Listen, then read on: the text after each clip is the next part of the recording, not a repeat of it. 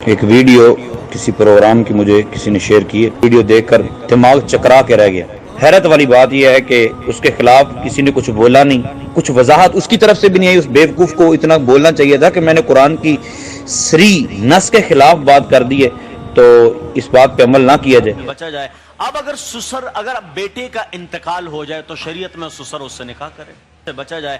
اب اگر بیٹے کا انتقال ہو جائے تو شریعت میں سسر اس سے نکاح کرے، اگر آپ سسر اس سے نکاح، تو یہ اگر کوئی اس کا وارث اور نہیں ہے، اگر اس کا کوئی وارث نہیں تو پھر کیا ہوگا؟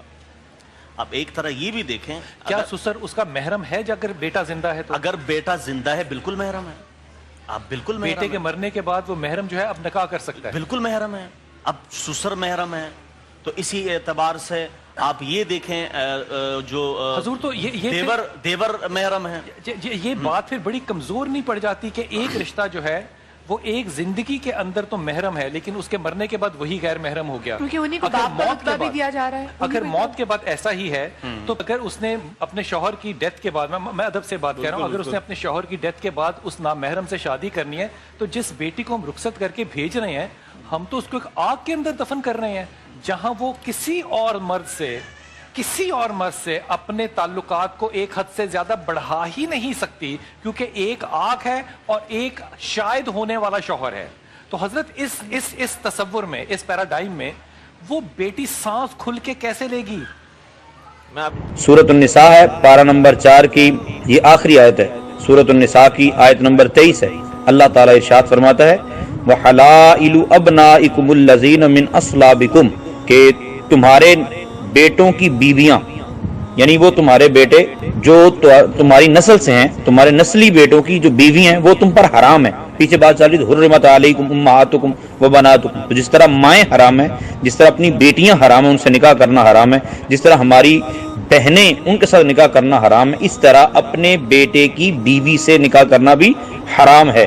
سسر محرم ہے نہیں ہے، سسر کے ساتھ حج عمرہ کرنا اس جوانی کے عالم میں، یا یہ معاملہ سب الگ ہیں، لیکن اس مولوی صاحب کو اتنی حیا نہیں آئی تھی، اتنا واضح جو حکم قرآن عظیم کا ہے وہ الٹ کر کے بیان کر رہا ہے۔ بولتا ہے کہ جناب اگر بیٹے کی بیوی فوت ہو جاتی ہے تو سسر جو سے نکاح کر سکتا ہے، پھر اس کی زبان پہ بل پڑا بھی مگر وہ اسی طرح چلتا چلا گیا، کسی نے اس کو روکا بھی نہیں، ٹوکا بھی نہیں، اور اس کی طرف سے ابھی تک وضاحت بھی نہیں آئی۔ ہمارے لیے افسوس کا مقام ہے کہ ہم لوگ اب دین نہیں دیکھتے، علم نہیں دیکھتے، بلکہ یہ دیکھتے ہیں کہ یہ فلاں کی طرح۔ بعض کا تو چیز اس لیے بک جاتی ہے کہ اس کی اصل بہت بہتر ہوتی ہے تو کاپی بھی چل جاتی ہے، لیکن وہ جس کی کاپی ہے اس کی اصل بھی خراب ہے تو نقل تو اور زیادہ خراب ہوگی۔ بہرحال اصل سے نقل بہتر کرنے کا کام اس نے کرنے کی کوشش کی مگر بیڑا غرق کر دیا۔